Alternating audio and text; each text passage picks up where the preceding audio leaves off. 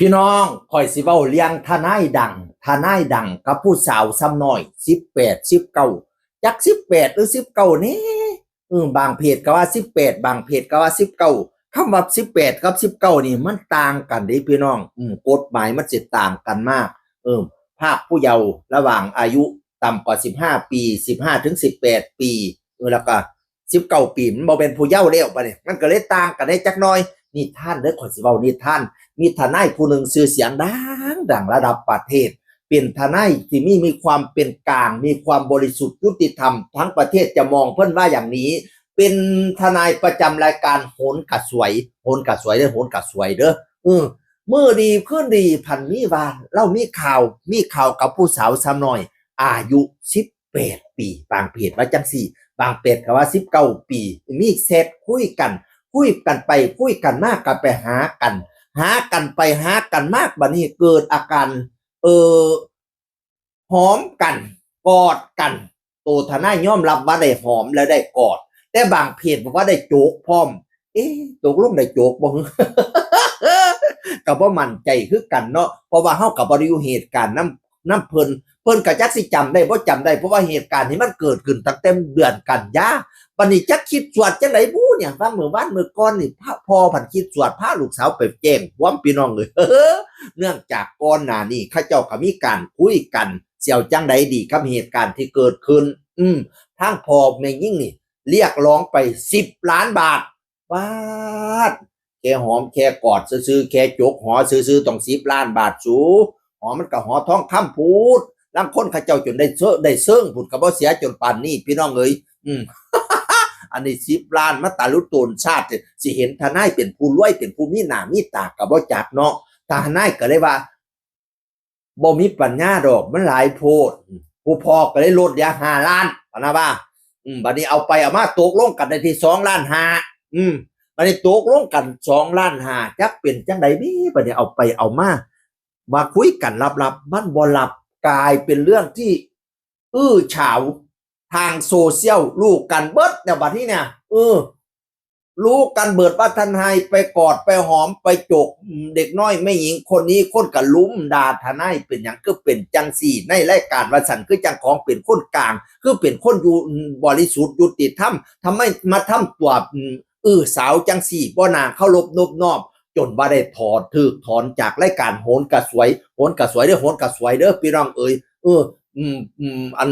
คุณหวังพี่หวังบอกว่าให้ไปเคลียร์เจ้าของให้บริสุทธิ์ยุติธรรมก่อนสิบ่เข้าข้างผู้ใดอย่าให้เรียบร้อยก่อนถือถอนออกจากรายการโหนกระสวยพี่น้องเอ๋ยบัดนี้นี่เงิน2ล้าน5มันสิได้บ่ล่ะเกิดเรื่องสาวกันแล้วพี่น้องเอ๋ยซุมเจ้าว่าสิได้บ่พี่น้องหลายเพจก็มาวิพากษ์วิจารณ์ดีเกี่ยวกับการกอดการหอมการจูบการโจกนี่ล่ะพี่น้องเอ๋ยเพจซ้อเป่าเรื่องนี้ต้องใส่ใจแต่ก่อนชื่อว่าเพจท่านเป่าแล้วปิวแล้วผู้ใดอยากติดตามแล้วว่าติดตามเพจนี้เด้อซ้อเป่าเรื่องนี้ต้องใส่ใจเราเอาข่าวดีๆมาฝากดีๆเราเขียนว่าจังสิล่ะพวกมึงอย่าโลกสวยถ้านายผิดคือนอกใจ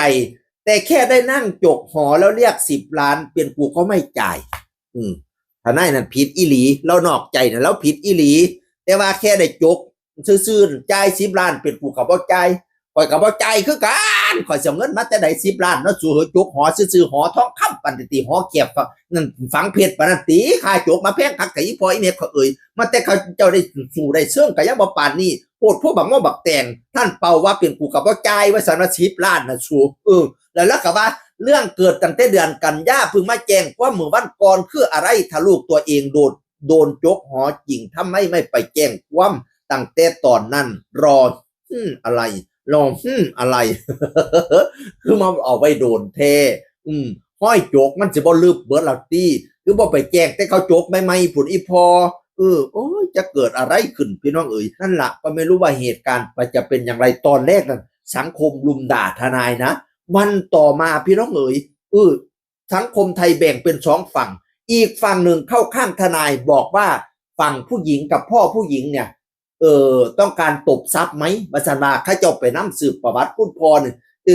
ก็มีวิรกรรมอยู่พอสมควรอยู่พนาวาก็เลยว่าแม่ยิ่งนี่ต้องการตบทรัพย์บ่ต้องการตบทรัพย์บ่เอาไปเอามาเสียหายทั้ง2ฝั่งพี่น้องเอ๋ยลูกสาวเจ้าของสิไปเรียนมหาลัยก็เรียนยากพี่น้อง เนื่องจากว่าอีหยังล่ะอุ้ยก็มีชื่อมีเสียงแล้วเนาะชื่อเสียงในด้านบ่ดีพี่น้องแทนที่สิมันจบไปแบบเงียบๆไก่บ่เงียบบัดเนี่ยทั้งทนายก็เสียหายทั้งลูกสาวก็เสียหายบัดที่นี่ทั้งทนายไส้พัดแล้วบอกว่าถ้าอายุ19ปีนั่นเออมันสิเป็นมันอาจจะเป็นความผิดฐานเป็นชู้ได้นะว่าซั่นว่านั่นน่ะ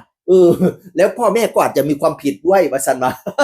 ทั้งนี้ทั้งนั้นเราบอกว่าเราชี้แจงในประเด็นกฎหมายซื่อๆเด้อเราบ่ได้เข้าข้างผู้ใดเด้อย่าเอาผมไปเข้าข้างนั่นอย่าเอาผมไปเข้าข้างนี่ผมชี้แจงข้อกฎหมายให้ทราบเท่านั้นข้อยก็หวังแต่ฮู้เนาะคันแม่น15ถึง18ปีนี่ก็สิเป็นภาคผู้เยาว์แต่คัน19ปีนี่ผู้หญิงอาจจะเป็นกรณีเล่นซูได้เอหรือจังได๋ว่าข้อยก็บ่มั่นใจเขากฎหมายคือกันพี่น้องเอ้ย นั่นล่ะนิทานเด้อเสียงอื่นคนเก่าเว้าสู่ฟังสวัสดีครับสวัสดีครับ